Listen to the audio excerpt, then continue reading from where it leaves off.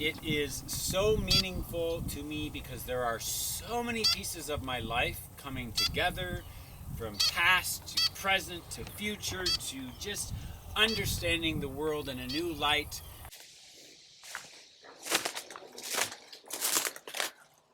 Welcome back to part 2, vertical versus horizontal morality. In my previous video, I talk about how vertical is more how you relate to the social structure of hierarchy, whereas horizontal is how you view other groups, and how they are treated is going to be how you react. It's more about everyone being fair. If you want to learn more on that, just go to the previous video and you can watch that. Within that video is the TikTok that I watched of the young lady that kind of explains that. Vertical morality is when you view the world as a hierarchy. In a horizontal framework, you get your morals by observing whether or not your actions and the actions of others positively or negatively affect those in this horizontal plane. As I've said, this is new information, so I'm kind of trying to process how this all kind of relates with me and the relationship with the world and how it applies to the books that I'm going to be writing and where I'm going to put it. But I can say that, because this is new information, that I'm going to find out how other people kind of view it. It seems fairly simple, though, but it would be kind of interesting to see how other people might feel about its relationship. Now, this video is going to be about how I personally feel and how it's affected me, or what my relationship is to it. And then the next video will be more about how I think it applies to the world and our relationship. In a few weeks, I'm going to start calling this my 32-year project that I've been working on, essentially. And about 5 years ago, I sort of started developing some issues with how I seen religion.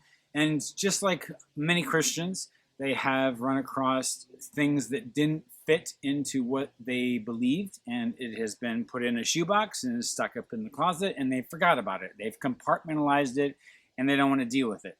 I, as well, have done the same thing. And I think when I started to realize that there was an issue, I started going to a couple different churches. I was going to church like 5 hours each Sunday, plus I was taking some Wednesday night adult classes at the Catholic Church just to kind of get a really good understanding, as well as still fully engaging in the Mormon Church. It was a long process for me to get through from the time I said, okay, there's a problem, and walking myself through what took me 3 years.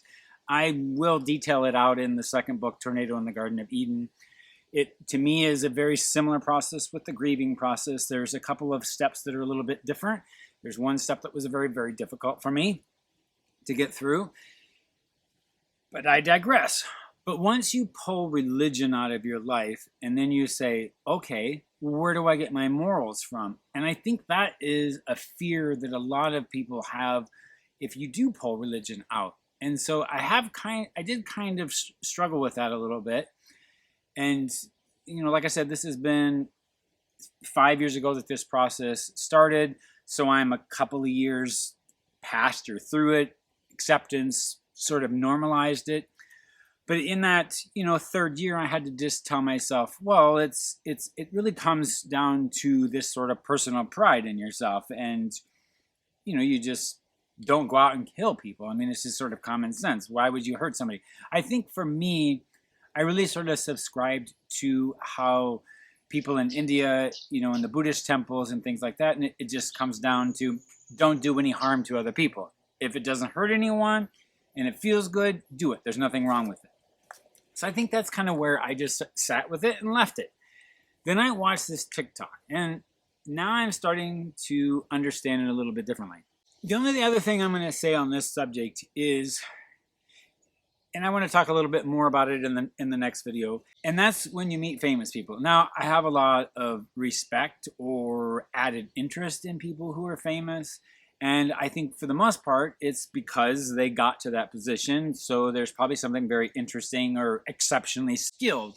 Like I explained in the first video, when I was bartending in South Beach and I had Mike Tyson at my bar 3 different times, it wasn't that I ever seen him above me, but I was more drawn to him.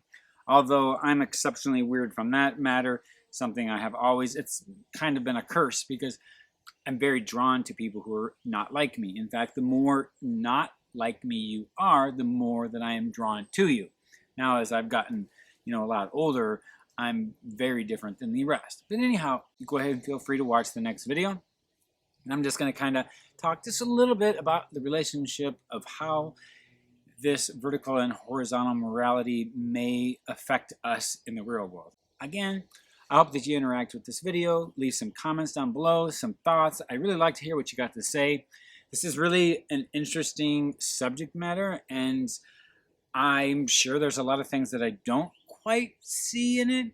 But particularly with this video, how does this personally affect, or how do you look at it personally yourself? I'm just going to end this video here. Like, comment, subscribe, love engagement. Would really appreciate that. Anyhow, you guys have a great day, and we will talk to you in the next video. Bye.